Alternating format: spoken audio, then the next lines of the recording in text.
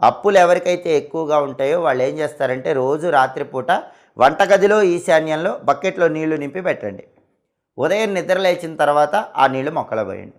అప్పులు తగ్గిపోతూ ఉంటాయి.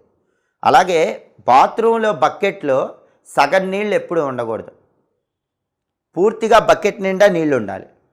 లేదా బకెట్ ఖాళీగా ఉంచితే ఖాళీ బకెట్ బోర్లా తిప్పి ఉంచాలి. అప్పుడే సంపద నిలబడుతుంది. అంతేగాని బకెట్లో సగభాగం నీళ్లుంటే సంపద అనేది ఎప్పుడూ కూడా మనకి సగమే వస్తూ ఉంటుంది. బకెట్ నిండా నీళ్లు ఏర్పాటు చేసుకొని ఉండాలి. ఒకవేళ ఖాళీ బకెట్ అయితే దాన్ని తిప్పి ఉంచాలి. అప్పుడు అదృష్టం పడుతుంది. అలాగే ఎప్పుడూ కూడా మెయిన్ ఎంట్రన్స్ పైన లైట్ వెలుగుతూ ఉండేలాగా చూడండి. రాత్రిపూట కూడా మెయిన్ ఎంట్రన్స్ పైన ఏదో ఒక చిన్న నైట్ బల్బు వెలుగుతూ ఉండాలి.